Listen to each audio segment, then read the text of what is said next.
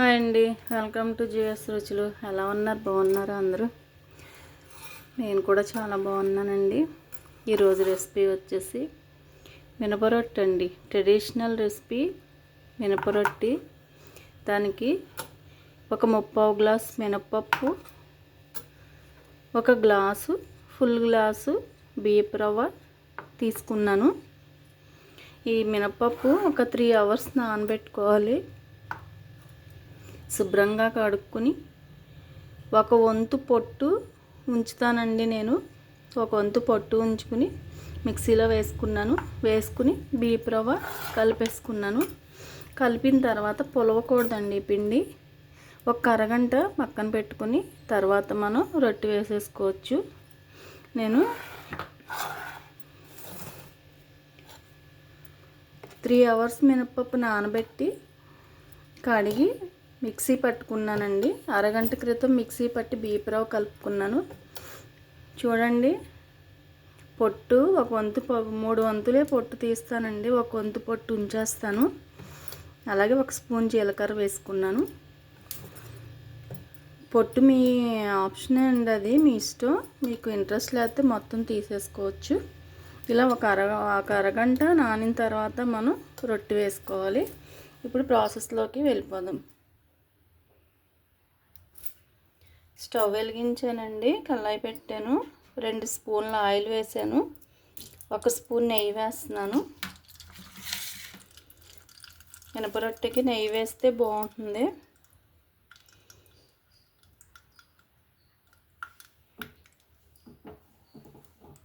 Current పోయిందండి, lighting తగ్గిపోయింది.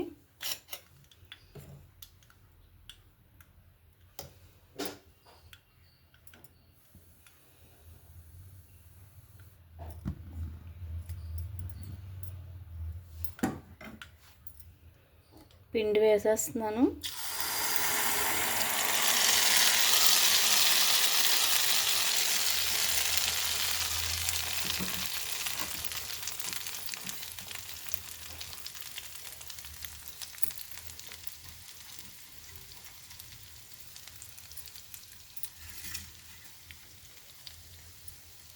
ఇదే రొట్టె కుక్కర్లో కూడా వేసుకోవచ్చండి మనం.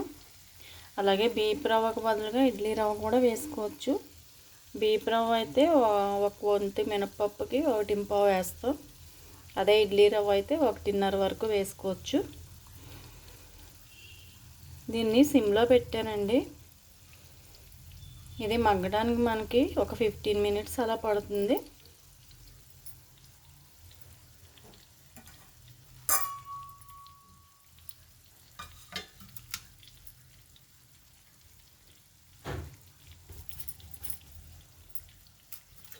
మూత పెట్టేద్దాం.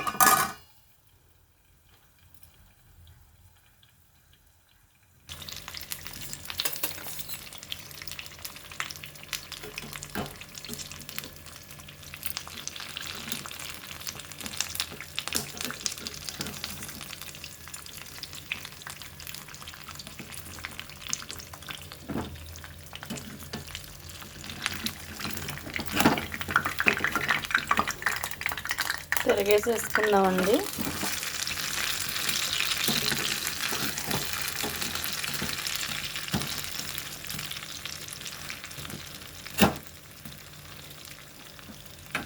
అటువైపు కూడా ఇలాగా బాగా వేగే వరకు ఉంచుకుందాం.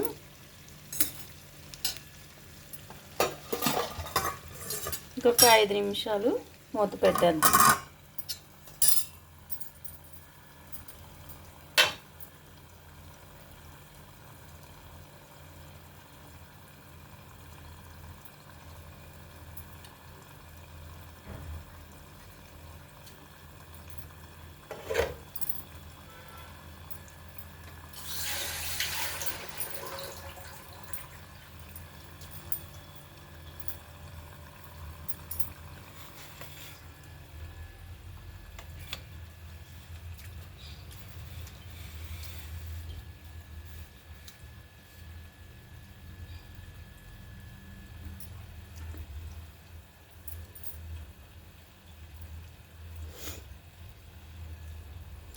మా ఫ్రెండ్ ఒక ఆవిడ అడిగారండి, నీ డబ్బాలన్నీ చిన్న చిన్నగా బాగున్నాయని. ఇది ఛానల్ ఓపెన్ చేసినప్పుడు మా అమ్మాయి ఆర్డర్ చేసిందండి అమెజాన్లో. 16 డబ్బాలు ఉన్నాయి. మొత్తం అన్నీ ఒకే చోట ఉంటాయని, అస్తమాను కబోర్డులు తీసి పెట్టి పని ఉండదు, స్టవ్ పక్కనే ఉంటాయని బుక్ చేసింది. చాలా బాగున్నాయండి. 1/2 కేజీ పడతాయి. నాకు చాలా ఉపయోగపడుతుంది. అలాగే స్పైసీ పౌడర్స్ బాక్స్ అండి.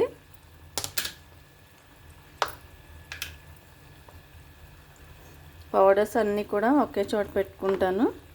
ధనియాల పొడి, జీరా powder, pepper powder, garam masala powder. ఇవి రెండు స్టవ్ పక్కనే ఉండటం వల్ల నాకు వంటకి చేయడానికి ఇబ్బంది ఉండకుండా ఉంటుంది. చాలా ఈజీగా తొందరగా అయిపోతుంది.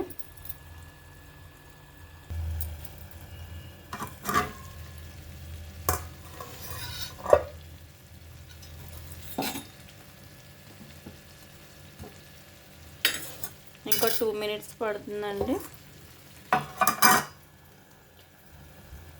స్టార్టింగ్ నుంచి స్టవ్ సిమ్లోనే ఉందండి. సిమ్లో ఉంటేనే బాగా మగ్గుతుంది.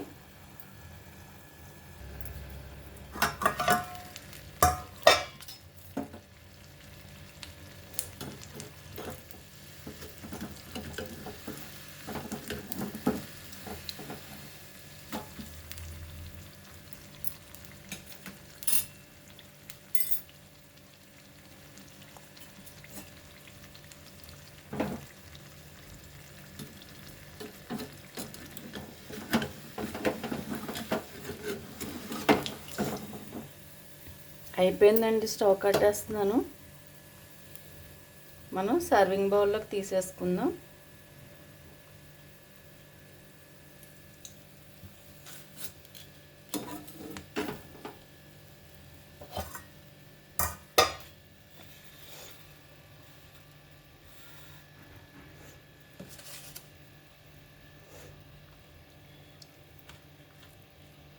చాలా గుల్లగా వచ్చిందండి. చాలా బాగుంది.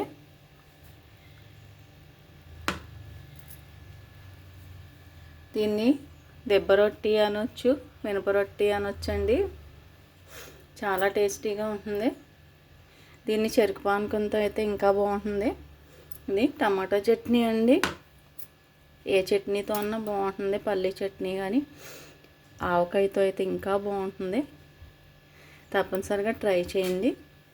1 వంతు మినపప్పు, 1 బియ్యపు రవ్వ, అదే ఇడ్లీ రవ్వ అయితే 1.5 మిక్సీ పట్టుకుని ఒక్క అరగంట ఉంచుకుంటే చాలండి. అసలు ఈ దెబ్బ రొట్టికి అయితే అసలు పిండి పొలవకూడదండి. చూడండి ఎంత పఫీగా ఉందో. చాలా బాగుంది. దీన్నే మనం కుక్కర్లో కూడా వేసుకోవచ్చు. ఇడ్లీ పిండితో అయితే ఇంకా మెత్తగా వస్తుంది. బియ్యపు రవ్వ అయితే కొంచెం ట్రెడిషనల్ రొట్టి టైప్లో ఉంటుందన్నమాట. చాలా బాగుంటుంది. తప్పనిసరిగా ట్రై చేయండి. మీరు ట్రై చేసి ఎలా ఉందో నాకు కామెంట్ పెట్టండి. అలాగే నా ఛానల్ లైక్ చేయండి, షేర్ చేయండి, సబ్స్క్రైబ్ చేసి సపోర్ట్ చేయండి. Thank you.